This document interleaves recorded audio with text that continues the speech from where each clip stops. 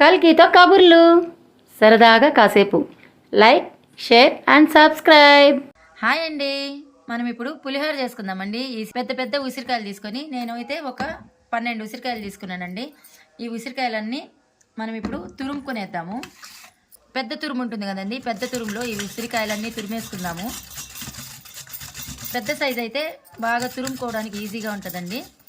నేను 12 ఉసిరికాయలతోటి తురుము చేసుకున్నాను. ఫస్ట్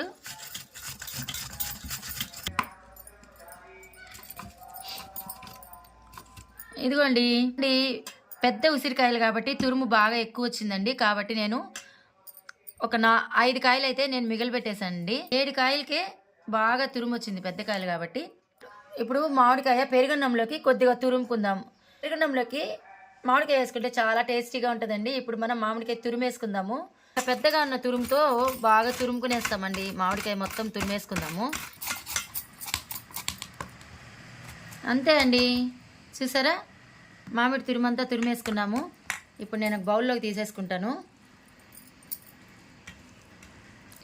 ఇప్పుడు మనం దీనికి పోపు పెట్టి వేసుకుంటాము. తురుము పచ్చడి రెడీ అయిపోతుంది. మనం ఉడికించుకున్న అన్నం బాగా మెదిపేసుకొని పెరుగన్నం కోసం అన్నం కలుపుకుంటున్నామండి. మెత్తగా చేసేసుకొని పాలు వేసుకున్నాను. 1 స్పూన్ పెరుగు వేసుకుందాం.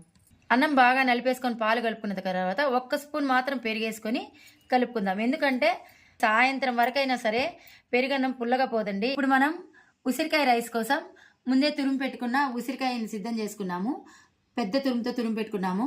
అలాగే నేను ఉసిరికాయ అన్నము పెరుగన్నం 2 చేసుకుంటామండి. ఉసిరికాయ అన్నంకి కాంబినేషన్ పెరుగన్నం ఉండాలి కదా.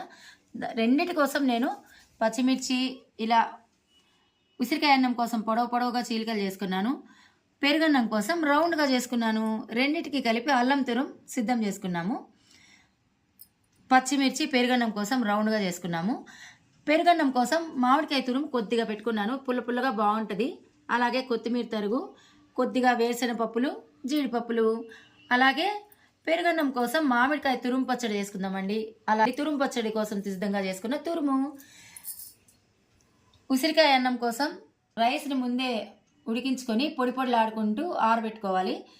పెరుగన్నం కోసం బాగా ఉడికిన తర్వాత వేడి మీదనే మెత్తగా చేసేసుకొని పాలు పెరుగు వేసేసుకొని కలిపి పెట్టుకోవాలి. ఇప్పుడు మనం స్టవ్ దగ్గరికి వెళ్ళిపోయి అన్నిటికీ పోపు పెట్టేసుకుందాం. ఇప్పుడు కడాయిలో ఆయిల్ పెట్టుకొని ఆయిల్ బాగా వేడికిపోయిందండి. కొన్నిగా వడియాలు వేపేసుకుందాము. టమాటో పాపడాలన్నీ పుల్లగా కారంగా చాలా బాగుంటాయండి టమోటా పాపడ్స్.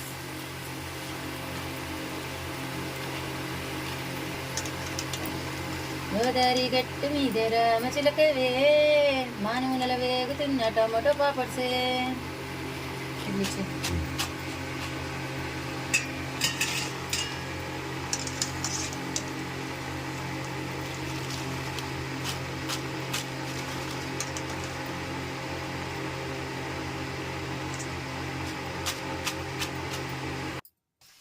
ఈ వడియాలు లెమన్ రైస్ చేసుకున్నప్పుడు, ఉసిరికాయ రైస్ చేసుకున్నప్పుడు, మామిడికాయ రైస్ చేసుకున్నప్పుడు కాంబినేషన్కి చాలా బాగుంటాయి.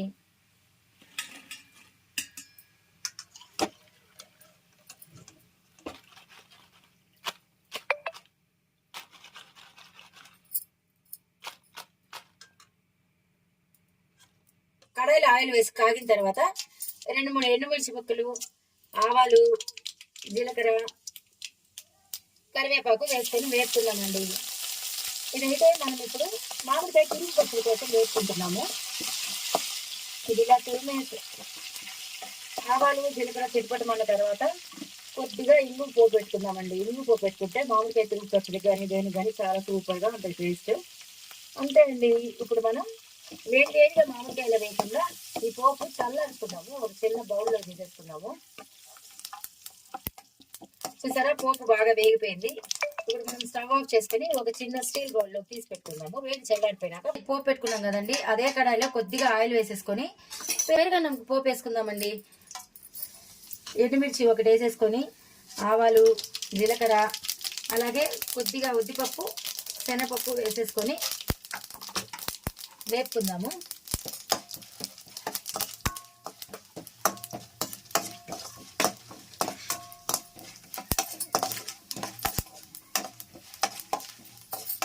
అంతే అండి. ఇప్పుడు ఆవాలు చిటపట్టమన్నాక పప్పులు వేగిపోయాయి. ఇప్పుడు మనం అల్లం తురుము కొద్దిగా వేసుకుందాము. అల్లం తురుము వేసుకున్నామంటే కనుక తీసేయండి పిల్లలు కూడా. అల్లం తురుము వేసేసుకొని రౌండ్గా కట్ చేసుకున్న పచ్చిమిర్చి వేసుకుందాం. రౌండ్గా తరుకున్న పచ్చిమిర్చి, అలాగే కొద్దిగా కరివేపాకు కొద్దిగా వేసుకుందాం పచ్చిమిర్చి వాడేంత వరకు.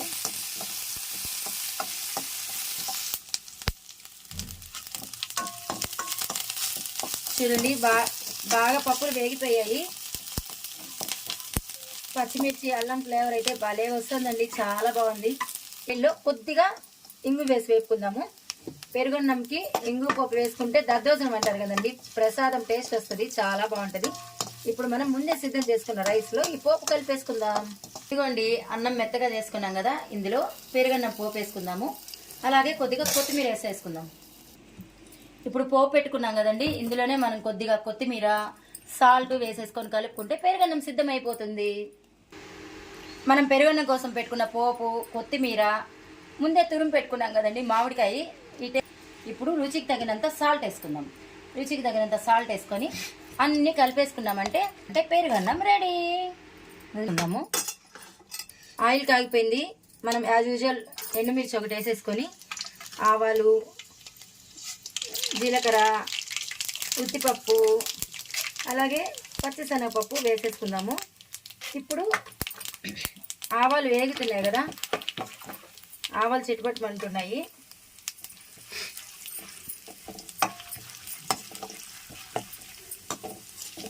ఇదిగోండి ఆవాలు చిటపట్టమన్న తర్వాత పప్పులు వేగుతున్నాయి కదండి, ఇప్పుడు మనం ముందే సిద్ధం చేసుకున్న జీడిపప్పు, వేరుశనగపప్పు వేసేసుకొని వేపుకుందాము.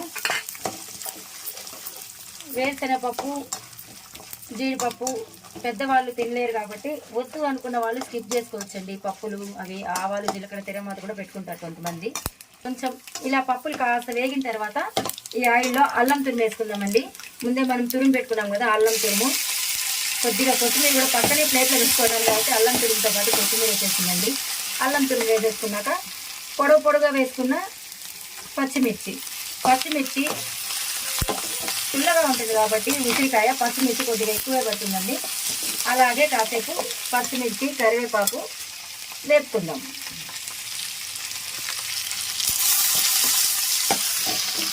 చూసారా పోపు కలర్ఫుల్గా ఉంది కదండి, పప్పులన్నీ వేగిపోయి పచ్చిమిర్చి, అల్లము, కరివేపాకు బాగా వేగుతుంది.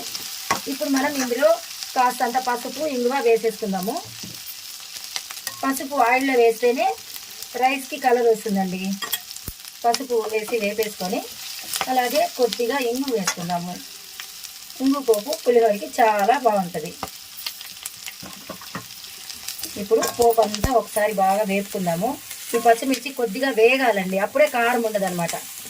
ఈ పచ్చిమిర్చి వేగిన తర్వాత ఉసిరికాయ వేసుకుందాం. చూసారా పచ్చిమిర్చి బాగా వేగిపోయింది. చూసారా ఇట్లా తోలంతా బాగా కొంచెం కలర్ మారుతుంది. ఇప్పుడు మనం ఉసిరికాయ రైస్ కోసం ఉసిరికాయ తురుముకున్నాం కదండి, అది వేసేసుకుందాం. ఉసిరికాయ వేసిన తర్వాత పోపులో బాగా కలిపేసి వెంటనే స్టవ్ ఆఫ్ చేసుకోవాలండి. ఎక్కువసేపు ఉంచుకోకూడదు. కొద్దిగా నిమ్మరసం వేసుకుందాము, ఎందుకంటే ఉసిరికాయ బాగా తెలియకుండా ఉండడానికి. ఒకే నిమిషం అండి. ముందే ఒక నిమ్మకాయ నుంచి తీసుకున్న నిమ్మరసం వేసేసుకొని స్టవ్ ఆఫ్ చేసుకొని వెంటనే అంతే, పోపు రెడీ. దీన్ని మనం ఇప్పుడు చల్లారబెట్టుకున్న రైస్లో కలిపేసుకుందాం. మనం ఉసిరికాయ రైస్ కోసం పెట్టుకున్న పోపు అంతా బాగా కలిసేట్టుగా కలిపేసుకుందాము. చేతితో కలిపితేనే చాలా బాగుంటుందండి. అమ్మ ప్రేమ చేతివాటము అంటారు కదండి, అమ్మ ప్రేమ. గెరిటితో కలుపుకోవచ్చు కానీ చేతితో కలిపినంత టేస్ట్ గెరిటితో కలుపుకుంటే రాదు. తిరమాత అంతా కలిపేసుకున్నాక రైస్లో ఉసిరికాయ అన్నం రెడీ అయిపోయిందండి. ఇప్పుడు మనం సర్వింగ్ బౌల్లోకి తీసేసుకుందాము. రైస్ అంతా సర్వింగ్ బౌల్లో తీసేసుకొని వడ్డించుకోవడానికి రెడీ చేసుకుందాము. ఉసిరికాయ రైసు, పెరుగన్నం రెడీ అయిపోయిందండి. ఇప్పుడు మనము మామిడికాయ తురుము పచ్చడి కోసం తురుము చేసుకున్నాం కదండి, ఇప్పుడు అందులో మనం ముందే వేపెట్టుకున్న ఇంగు పోపు, అలాగే ఆవాలు, మెంతులు కలిపి వేపుకున్నామండి. 1 స్పూన్ ఆవాలు, మెంతులు వేపుకున్న పౌడరు, అలాగే కారం అండి. మన టేస్ట్కి తగినట్లుగా పులుపు ఎక్కువ ఉంటుంది కాబట్టి మామిడికాయ 2 స్పూన్లు కారం వేసుకుంటున్నాను. ఉప్పు రుచికి తగినంత ఉప్పు. మామిడికాయ తురుములో ఉప్పు, కారం, ఆవాల పొడి, కొద్దిగా పసుపు పొడి అన్నీ వేపేసుకొని కలిపేసుకున్నామంటే కనుక మామిడికాయ తురుము పచ్చడి రెడీ అయిపోతుంది. ఇదైతే నిలవ పచ్చడి కాదండి, 1 వీక్ అయితే బాగా మనం ఎంజాయ్ చేయొచ్చు. మామిడికాయ తురుము పచ్చడి పెరుగన్నంలోకి, వేడి వేడి అన్నంలోకి బాగా ఉంటుంది. ఇది మొత్తం కలిపేసుకుందాం. ఇదిగోండి, మనము బాగా కలిపేసుకున్న తర్వాత మామిడికాయ తురుము పచ్చడి రెడీ అయిపోయింది. ఉసిరికాయ రైస్ రెడీ అయిపోయింది. అలాగే పెరుగన్నం సిద్ధంగా ఉంది. పెరుగన్నంలోకి మామిడికాయ తురుము పచ్చడి రెడీగా ఉంది. మనం వడియాలు వేపుకున్నాం కదా, టమాటో వడియాలు. ఉసిరికాయ రైస్లోకి వడియాలు, పెరుగన్నంలోకి మామిడికాయ తురుము పచ్చడి చాలా బాగుంటుందండి. మీరు కూడా ఇలాగే ట్రై చేసి ఎలా వచ్చిందో నాకు కామెంట్ చేయండి. మీకు ఈ వీడియో కనుక నచ్చినట్టయితే కల్కితో కబుర్లు ఛానల్ని లైక్ చేయండి, షేర్ చేయండి, సబ్స్క్రైబ్ చేసుకోండి.